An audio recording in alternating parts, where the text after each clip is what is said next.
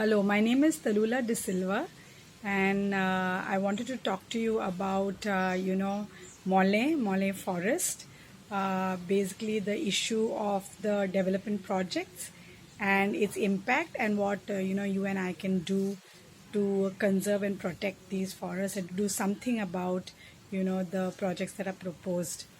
My memories of Mole are truly special. Right from the time my children were born, I've been going regularly to Mole, and my children have such special memories because we had some very good sightings over the years. We've seen the Indian bison, the gaur, which is the state animal, over a number of times. We've seen a group of wild dogs in the forest. We've seen a lot of birds, the Malabar trogon, the Sri Lankan frogmouth, nightjars, and so many others. Also snakes like the hump-nosed pit viper and many others. Um, this the instances of seeing wildlife, or of seeing or being with this pristine nature has had a very special impact on us, and that is with everybody, I suppose, because over the years, for the last 10 years, I've been associated with the Kids for Tiger project, and which is a national level program wherein we've been taking students from schools to these forests. I've also worked with other groups, of underprivileged children, of senior citizens, other youth groups, college students that I've taken to the forest, and basically to promote the idea of outdoor learning. What we do when we are in the forest, we learn from observation, we learn from association, and we learn from the experience. We make special moments, they are unforgettable moments, and these remain with us because of the bond that we have with nature. Today, what is the issue?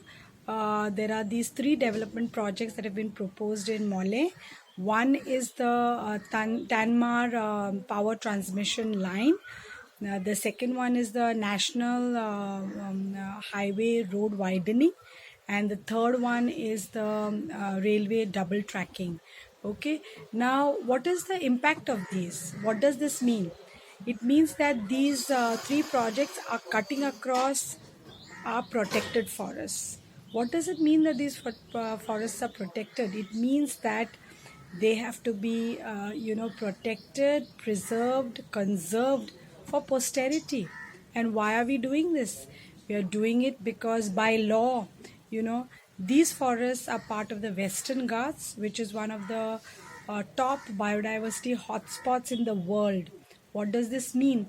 It means that these are the lungs of the earth. These are critical, paths, which have direct linkages to our own survival. These forests hold endemic species, species that are not seen anywhere else in the world, and therefore what will happen? To make way for these projects, a number of trees are going to be cut.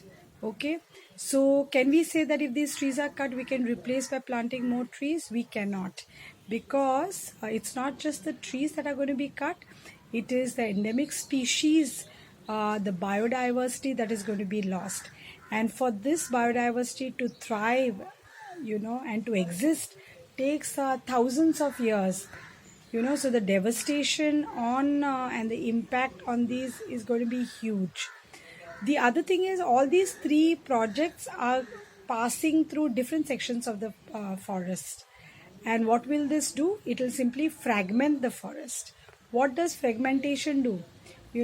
Imagine that we are all a family, and then somebody comes and separates us, keeps us in different homes. We lose communication, with our family. We lose our association with our family, and there are a lot of other, subtle impacts. So the fragmentation of forest impacts the gene pool of the forest and the health of the forest. So this is something which is critical, and therefore the impacts are huge. Besides this, what is our connection to the forests? There are rivers that originate from these forests. There is medicine and food that we get from the forest. There is wood that we get from the forest. There's oxygen that we get from the forest, because these are like our lungs. The trees in the forest also do something called carbon sequestering, so large part of the pollution, that we are a part of in cities, our forests take care of this, so in effect it means that if our forests go, the keystone species, which is the tiger, the bison, will all go. And if those go, then our connection to our water will be impacted, and it will slowly lead to our own extinction. So why would we want to do that, right? So this is something that needs to be understood. So what can you and I do? It's very simple. Join the Save Moreland campaign. A lot of youngsters who are part of this, who are creating awareness. So the first is to create awareness. Have you ever been to the Moreland forest? If you haven't, then please make a visit and make a connection, and make a bond, make an unforgettable memory, because these are so pristine that an experience of just walking in or going to a water source is life changing. The second thing you can do is, there are a lot of petitions that you can sign. There is also, you can something that you can involve yourself with, and that is writing. You can write independently to the state government, to the central government.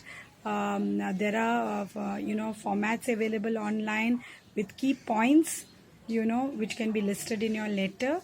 So write individually, write as a group, sign the petition, so that we can somehow impress upon the government to do the right thing to protect these forests. The third thing that you can do is talk to your friends, and create awareness about this. Talk to your friends out of India, out of Goa, because it is an issue. The Goa forests are part of the Western Ghats, which becomes an asset of not only Goa and India, but of the whole world. So everybody can, talk about this. Everybody can participate in creating awareness, and to, implore our governments to, not let these projects be carried on. Thank you.